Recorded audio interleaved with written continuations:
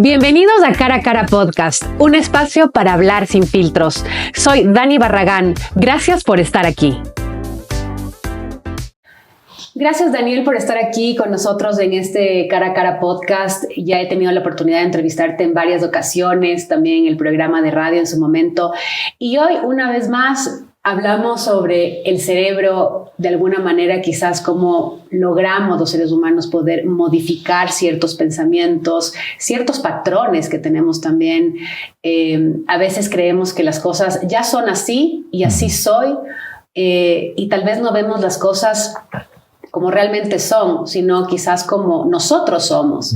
Y hoy quería conversar contigo sobre algunos puntos importantes como es la meditación o el mindfulness, o de qué manera podemos nosotros tener este cambio en nuestro cerebro y en nuestra conducta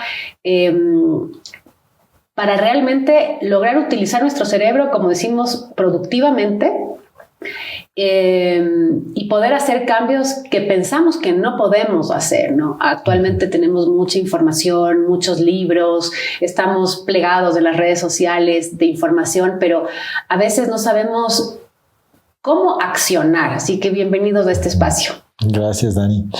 Sí, un tema que de alguna forma termina generando te puedo decir mucho interés, pero no debería ser ya solo de interés. Ya en este momento el tema del cerebro ya no es una opción, ya definitivamente es una obligación, porque todos interactuamos con otros seres humanos. Entonces, no solamente por la calidad de vida que me regalo, sino la calidad de vida que regalo a la gente que está conmigo. Te mencionaba justamente el hecho de que las enfermedades de salud mental se han incrementado muchísimo.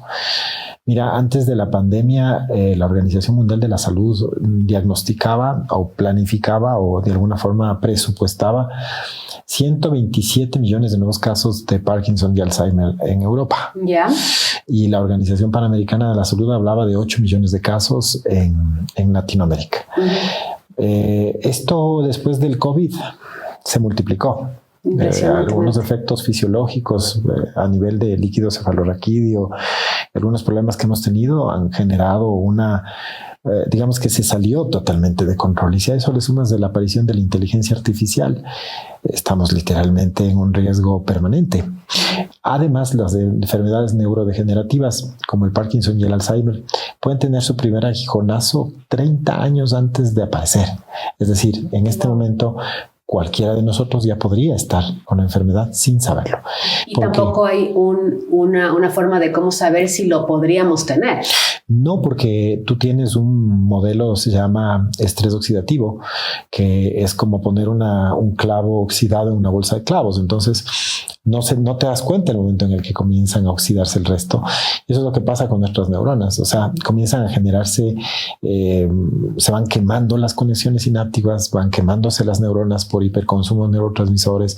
Ahora que se habla tanto del cortisol, el cortisol tiene propiedades fantásticas cuando está en niveles regulados, porque por algo existe. Pero en los niveles en los que estamos manejando actualmente el cortisol, y tomemos en cuenta que se genera en una zona del cerebro que se llama sistema límbico, va quemando todo. O sea, es como una especie de ácido que comienza a quemar las neuronas sin que nos demos cuenta. Y esto del cortisol que tú comentas, por eso quizás podríamos conectar un poco esto de la meditación y el mindfulness, sí, de bajar un poquito los niveles, de estar realmente en el presente. Así es. Porque cuando hablamos de mindfulness, hablamos también de disfrutar ahorita de nuestra entrevista, ahorita de nuestro café, ahorita de un baño de agua caliente, pero generalmente estamos pensando en qué tengo que hacer después, lo que tenía que hacer mañana. Ay, es que mi hijo tal cosa, o tal vez más tarde tiene que venir otra persona a la entrevista. ¿Cómo logramos que ese cortisol esté equilibrado como debería estar, no? Mira, dentro de algunos de los estudios que he realizado y un libro incluso que terminé de escribir el año pasado, hablo sobre 3 recursos finitos que el cerebro no puede modificar. El primero es la fuerza de voluntad. O sea, todos los días vas a amanecer con una fuerza de voluntad específica, además. No todos los días amanecemos con la misma carga de energía. Es decir, haz de cuenta que un día amaneces con medio cilindro de gas y otro día amaneces con cilindro completo. No vas a pasar de eso. Eso es importante entender porque pensamos que todo es tema de volvernos histriónicos y hiperventilarnos haciendo las cosas. No, no es así. O sea, estás generando un sobreconsumo de cosas. La otra es la atención. O sea, nosotros solo podemos atender a ciertas cosas, lo que tú estás mencionando.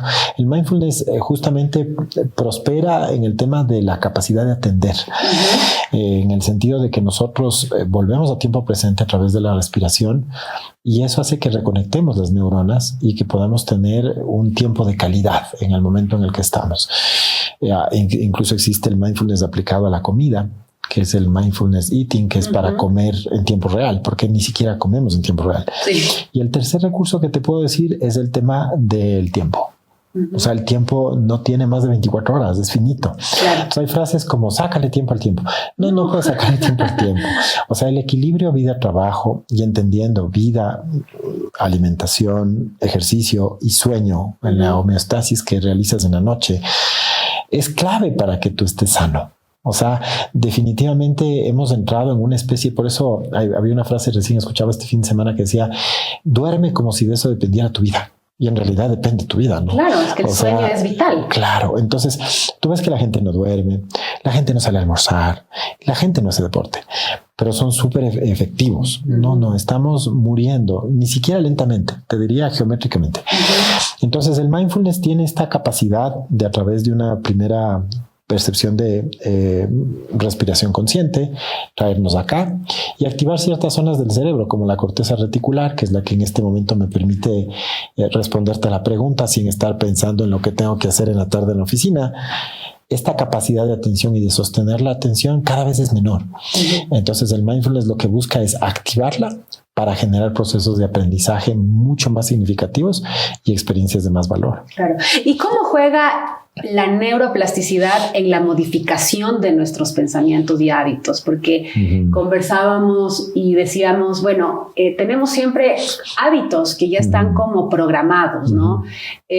O reacciones que dices, así voy a reaccionar o así soy y no voy a cambiar.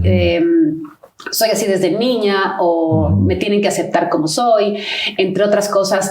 ¿Cómo realmente podríamos modificar el no ver las cosas, como decíamos al principio, como soy, sino como realmente son, ¿no? Porque pasa mucho que el cerebro ya tiene una respuesta hasta antes de las emociones muchas veces tienen ya esa respuesta antes de poder procesar algo, ¿no? Así es. Ya sé que tú me vas a decir alguna cosa negativa y yo ya sé cómo voy a reaccionar y en efecto reacciono de esa forma y quizás más tarde digo, ¿por qué lo hice? Es como un ciclo repetitivo, ¿no? A ver, la primera cosa que debemos entender es que nuestro cerebro es especialista en generar procesos cada vez más eficientes. El cerebro es un regulador de energía natural y de consumo de glucosa. No le interesa al cerebro para nada aprender cosas nuevas. Mientras más repetido sea el tema, menos glucosa consume y por ende menos cansancio siente. Siempre digo, no hemos sido provistos de un cerebro para ser felices. Tenemos un cerebro para no sufrir. Y el cerebro, mientras aprender algo, leer un libro es sufrimiento para el cerebro. ¿Por qué? Porque vamos a tener que salir de una zona de confort. Pero es que me gusta leer. Bueno, eso quiere decir que has desarrollado un hábito, que eso es otra cosa diferente. Entonces, entendamos primero que toda la información que nosotros hemos ido guardando, que además no estás consciente, porque hay una parte de los primeros 5 años que ni siquiera supiste que guardaste, para poder procesarse en el cerebro, ha ido generando conexiones sinápticas. Entonces, haz de cuenta que las neuronas se van conectando con una especie de camino sináptico permanente. Mientras más veces pases por ahí, más se estabiliza la conexión. Entonces tengo conexión estable y las neuronas tienden a mielinizar la conexión. ¿Qué es la mielina? La mielina es como la cinta tape que poníamos antes en los alambres para que no se desconecte. Entonces, cuando yo tengo un pensamiento recurrente, mielinizo. Esa mielinización lo que hace es volverle más eficiente a la conexión y más estable. Entonces, esos son mis recursos de respuesta. Y si quieres, se convierten en tus expectativas de vida. Es decir, yo voy a una fiesta y voy a estar esperando lo mismo siempre. Voy a esperar que las cosas pasen como yo quiero. El momento en el que nosotros referimos que afuera hay un fenómeno que no entendemos desde nuestro recurso interno, nuestro cerebro percibe que afuera hay algo que no conoce, lo detecta como una amenaza. Y esta amenaza va a activar una zona primitiva en el cerebro, en donde está el tálamo, el hipotálamo, la corteza reticular de la atención, porque le pones mucha atención a eso, pero principalmente la amígdala cerebral. Y por eso se llama secuestro amigdalínico. El secuestro amigdalínico no es más que una fase en la que tú, y esto es importante destacar, tu sensación se apodera de ti, todavía no tu emoción. Este es un capítulo que se le olvidó a Daniel Goleman, y es que antes de las emociones están las sensaciones. Hay dos sensaciones, Dani, malestar y bienestar. Ajá, ¿cómo funciona? Tengo la sensación, por ejemplo, de bienestar. Ajá. De ahí viene la emoción. De ahí viene la emoción. Por ejemplo, alegría. Felicidad. Exacto. Una cosa así. Y de ahí el cerebro entra. Correcto. Mira, esto pasa en 800 milisegundos, ¿no? Estamos hablando de menos de un segundo. O sea, yo llego a una fiesta y me encuentro con gente que no conozco. Inmediatamente activo toda esta zona primitiva y tengo una sensación de malestar, que es estar mal. ¿Por qué se genera esta sensación? Porque mi expectativa primaria no se está cumpliendo, sin que yo me dé cuenta de que fui con una expectativa. Somos totalmente inconscientes de nuestras expectativas. Llego simplemente, bueno, ahí veamos cómo nos va. No veamos cómo nos va. No eres consciente de lo que estabas esperando. Entonces llego y me encuentro con 3 personas con las que he tenido problemas, y está también sentada la esposa de mi ex y un montón de cosas ahí. Entonces comienzo a generar una sensación de malestar de la que tampoco te das cuenta. Y eso me lleva a una segregación de cortisol, glutamato, noradrenalina, que tampoco te das cuenta. Y eso es la manifestación de una emoción, en donde, por ejemplo, puede venir el enojo, viene la ira. Y eso se manifiesta inicialmente, se somatiza en todo tu cuerpo, porque comienzas, siempre digo, si yo esperaba esto y me das una cosa contraria, tengo una contrariedad. Y entonces, ¿cómo se manifiesta así? Pues entonces la persona se frunce primero, ¿no? Pero todo esto es totalmente inconsciente. No te das cuenta. El momento en el que yo entro a la fiesta y yo entro así, lo increíble es que por un tema de neurona espejo, la gente que está sentada también te ve así. Y uno dice, ¿te das cuenta? ¿Para qué me trajiste? No, la gente que es rara, no te diste cuenta cómo me recibieron, pero yo no estoy consciente del rol que tengo dentro de toda esta construcción de realidad. ¿Y cómo logramos modificar esta parte? Porque, por ejemplo, este ejemplo que tú me acabas de dar sucede en prácticamente toda nuestra vida, siempre. ¿Cierto? O sea, tú tienes tu esposo o tu esposa y sabes exactamente cómo reaccionar a ciertas formas de esta persona. ¿Cómo llegar a esa conciencia de decir, ¿por qué tengo que reaccionar siempre de la misma manera si tal vez puedo modificar y las cosas se pueden modificar? Correcto. O, por ejemplo, sucede también mucho con las personas que han pasado por momentos muy de ansiedad o de pánico, por ejemplo, en algún lugar, subiendo a Quito por la Ruta Viva y en algún momento vivieron un episodio. Un trauma. El cerebro enseguida, cuando pasa por ahí, el cuerpo comienza a sudar, las manos comienzan a temblar. ¿Cómo lograr que en todos estos ejemplos que estamos dando quizás poder modificar esta forma de pensar? Tú mencionaste el primer punto clave, que es el tema de mindfulness, que me lleva a un tema de respiración consciente. La pregunta que siempre les hago en entrenamientos particulares, en colectivos, ¿qué es la conciencia? Entonces la gente se me queda callada. Entonces me dice, siempre le has de haber dicho al otro, es que es un poco inconsciente. Dice, sí, pero a mí me encantaría que te hagan la pregunta, bueno, ¿y qué es ser consciente? ¿No? Entonces, ser consciente es saber que yo también estoy. ¿Me entiendes? Entonces, en este momento, esta realidad se está alterando por lo que yo hago. Entonces, si es que yo tengo una expectativa no cubierta y genero un malestar manifiesto, es probable que somatice o que comience a visibilizarse una sensación de malestar a través de mi cuerpo de la que yo no estoy consciente. Altero la realidad circundante y echo la culpa al otro. Entonces digo, no, es que tú no estás, ¿te das cuenta cómo estás? Pero yo estaba bien antes de que tú llegues. ¿Por qué? Porque yo no estoy consciente. Entonces, Dani, el primer secreto a nivel cerebral es que el mindfulness a mí me enseña a respirar y a volver a tiempo presente. Pero como te decía justamente cuando preparábamos el podcast, hay que tener herramienta. Entonces, ¿cuál es la herramienta neurocognitiva? Hay algunos neurólogos, por ejemplo, en España, que ya están entrando en este tema. Yo he venido estudiando ya 15 años. Esto es, pregúntate antes de hacer algo, ¿qué estoy pensando? ¿Qué estoy esperando de esto? ¿No? ¿Qué espero? ¿Cuál es mi pensamiento?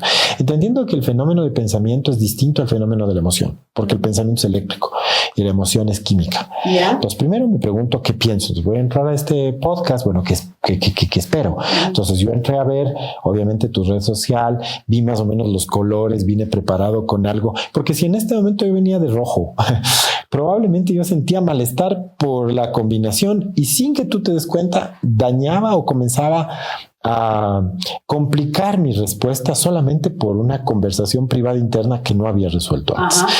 Entonces, el hecho es que estoy pensando, ¿no es cierto? La segunda cosa es cómo me siento. Supongamos que antes de llegar acá acabo de tener un altercado con una persona y entro enojado. Ese enojo me va a dar un exceso de fuerza y ese exceso de fuerza puede hacer que yo, la misma realidad, la matice de una forma distinta solamente por el enojo. Entonces tengo que saber cómo estoy sintiendo. Mira, antes de conversar con alguien, Dani, qué importante que es decir, oye, ¿qué pienso de esta persona? ¿Qué pienso de este problema? ¿No? ¿Cómo me siento en relación con esta persona? No, me siento triste. Entonces esa emoción me sirve si voy a conversar con la persona, tal vez no. O hago catarsis al comienzo y le digo, mira, antes de comenzar quiero mencionarte que para mí reunirme contigo no es algo tan agradable y te tengo que decir. Entonces hago que mi cerebro evacúe el tema, si es que es el caso, ¿no? Y la tercera pregunta es, ¿qué estoy haciendo? Entonces, si estoy teniendo una discusión con alguien en un modelo ontológico, puedo como desdoblarme y salir en este momento y pararme aquí y ver qué estoy haciendo en esta discusión aparente contigo para saber cuál es mi parte, que no te estoy escuchando, que estoy predisponiendo cualquier pensamiento a una amenaza de tu lado. Entonces regreso al cuerpo y te digo, Dani, espera, yo creo que te estoy entendiendo mal, déjame hacerte algunas preguntas porque no vamos a llegar a nada. Entonces corrijo la conducta. Todo se basa en conciencia, en el hecho de que yo sepa que todo lo que me está pasando es una especie de matriz de datos alterada por lo que pienso, por lo que siento y por lo que hago. Ese es principalmente el tema de la conciencia. Tienes, con esto cierro, dos modelos, el reactivo y el proactivo. Modelo reactivo, ya estoy en el problema. Entonces, bájale el nivel, respira, espérame un rato, déjame, pensemos un ratito. Entonces me hago la pregunta, oye, ¿qué estoy pensando de la Dani? En realidad, Dani me está diciendo esto, no me está diciendo, o sea, no es una amenaza. Yo creo que estamos activando un tema de algo que no lo voy a resolver aquí. Oye, me estoy enojando, ¿no? Y creo que estoy levantando la voz. Entonces regreso a la conversación en modo reactivo y te digo, Dani, espera, no vamos a llegar a ningún lado con esto y yo tengo parte que ver en esto ya. Y el modelo proactivo, que es el más avanzado, que siempre es el que yo recomiendo, es que cuando ya dominas la herramienta, antes de interactuar con tu trabajo, con tu cliente, con tus hijos, con tu familia, por Dios, calienta. O sea, 5 minutos antes, tómate un espacio de tiempo y pregúntate, o sea, digo, oye, me estoy sintiendo bien, porque probablemente tengo que decirle, esperemos 10 minutos, porque me acaba de pasar algo, estoy enojado. Y quizás lo que tú me digas lo voy a tomar como amenaza. Eso ya es un nivel más avanzado, ¿entiendes? En donde puedo corregir un resultado a partir de un modelo de reacción distinta. Y esto que nos cuentas para poder modificar nuestro cerebro de alguna manera, ¿funcionaría en todos los demás casos? Por ejemplo, justo como te decía, he pasado por este lugar y aquí me asaltaron, por ejemplo. Claro. Entonces el cuerpo comienza a reaccionar. O aquí tuve un ataque de ansiedad o de pánico, entonces me paralizo en el volante nuevamente cuando ya no está sucediendo, ¿no? También volver a esa conciencia en ese momento y darle esa pausa. Claro, no esperes a pasar. Ve en un momento en el que tengas tiempo. Pasar por ahí otra vez. A pasar y bajarte. Decir, bueno, ¿qué pensé aquí? Claro. ¿Cómo me sentí? Aquí me asaltaron, ¿qué hice, no es cierto? Claro, aquí me asaltaron. Entonces, recapitulo el tema. Lo que tú me estás hablando es de un proceso de psicotrauma, ¿no? Entonces, el psicotrauma a nivel cerebral se debe trabajar como un esguince idéntico. Si es que en este momento yo sufro una situación complicada, es igual a que esté jugando fútbol en una cancha y me doble el tobillo. Entonces, el cuerpo te va a decir, salga, campeón. Usted no puede seguir jugando. Entonces salgo, me siento, sigue, entra tú, Robertito, me pongo un hielo y me quedo viendo. Y de ahí el resto es, ¿sabes qué? Me voy a la casa, o si no, me voy a ir mañana, voy a pedir cita porque me duele mucho. Voy a ver un proceso de un médico que me revise porque necesito desinflamar. Oye, mira, y es increíble, Dani, porque cuando tú te vas de un traumatólogo, un quiropráctico, lo primero que hacen es desinflamarte, no te va, o sea, te dicen, verá, yo no le puedo topar, no vamos a ver nada de la lesión hasta que no se desinflame. Entonces va a mandar primero desinflamatorios, vengas en 2 días y ahí revisamos. Hacemos radiografía y todo. Primera fase, desinflamación. Segunda fase, rehabilitación. Significa comienzo, una vez que ya veo que no hay fractura. Si hay fractura hay que enyesar, que significa paraliza un tiempo. Pero si no hay fractura, comienzan a moverte a poquito, porque cuando tú has estado con hielo y paralizado con una férula, por ejemplo, vas a generar fibrosis. Es decir, te va a costar mover eso. Te va a costar pasar por ese lugar. Es lo mismo. Entonces hay que irle rehabilitando de a poco. Después viene el acondicionamiento, que es que ya puedo hacer las cosas bajo ciertas condiciones. Ya, y al último viene el fortalecimiento, que es en donde de esa lesión, además me queda mucho más grande ciertos músculos para robustecer eso. Pero ¿sabes cuál es el problema? Que en el tema de conducta humana, nosotros nos desguinzamos y salimos a seguir jugando. Claro. Entonces la persona al día anterior tuvo el trauma y el día siguiente sale a trabajar. O sea, sin entender que está inflamado. Esto me pasó a mí con el tobillo. Para hacerlo breve, yo me rodé las gradas en el aeropuerto por un esguince, se me quedó el pie en una grada. Y bueno, fue horrible, subí manejando, no sé cómo llegué al hospital, Dani. Me atendieron, me dijeron, está esguinzado, vaya nomás, porque ya. Mi mamá en la época de COVID se rompe el pie y encontramos un médico muy bueno de tobillos, le curó a mi mami, le operó, y el día que mi mami se fue a hacer la rehabilitación, yo fui. Le digo, doctor, oiga, yo creo que tengo como 2 tobillos. Dice, déjeme ver. Claro, me muevo la media. Yo tengo como una especie de lobanillo grande en el lado de acá. Me dijo, eso es un esguince mal curado. Mira. Me dijo, si usted, no le va a pasar nada, pero sería, si quiere, por estética, les retiramos por esta operación. ¿Qué significa? Ese es un psicotrauma no curado. Esta persona tuvo ese acontecimiento complicado, no va a terapia, no lo mejora, piensa que con un tema ya pasó. Y después, cada vez que pasa por el sitio de una forma completamente inconsciente e irracional, vuelve a sentir la motivación. ¿Qué significa? El lobanillo está ahí, pero en formato de dolor. Entonces, hay que trabajarlo, 100%. Hay que ir a la terapia, hay que volver a pasar por ahí, hay que tener esta conciencia de que el cerebro haga este clic. No cada vez que pasas por ahí tiene que sucederte lo mismo. Correcto. Además que esto transforma cada episodio complicado de tu vida en un aprendizaje y no en una limitación. Porque de ahí para adelante, cada vez que yo tomo el auto, no es que me voy a estresar. Claro. Porque hay gente que hace eso. O sea, yo no quiero salir en las noches porque me van a asaltar. O sea, saquemos la proporción. Tienes 40 años, te asaltaron una sola vez, piensas que te van a... O sea, es totalmente irracional el tema.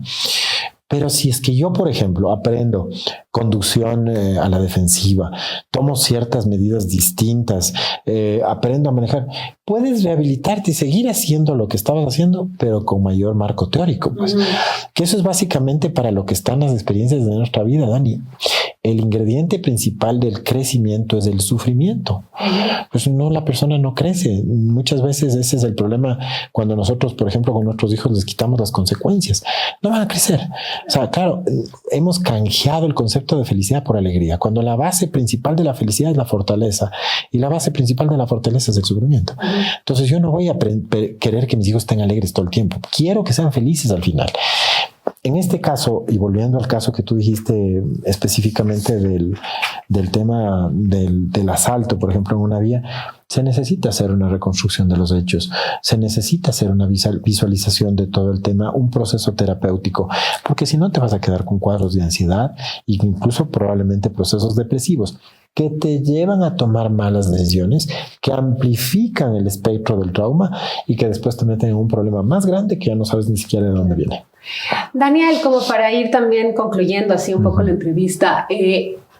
Hace, no sé, 20, 40 años, no se ponían estos temas sobre la mesa, ¿no? Mi mamá nunca en la vida nos hablaba del cerebro y tampoco sentía que el cerebro tenía conexión con nuestras experiencias o con nuestras emociones o con nuestro intestino, por ejemplo, ¿no? Actualmente tenemos mucha información de gente que realmente se ha metido a estudiar el cerebro y quizás, como te decía al principio de la entrevista, antes de salir al aire, creo que lo usamos el 10%. Tú me dices, no, usamos el 100%, pero mal utilizado de alguna manera, ¿no?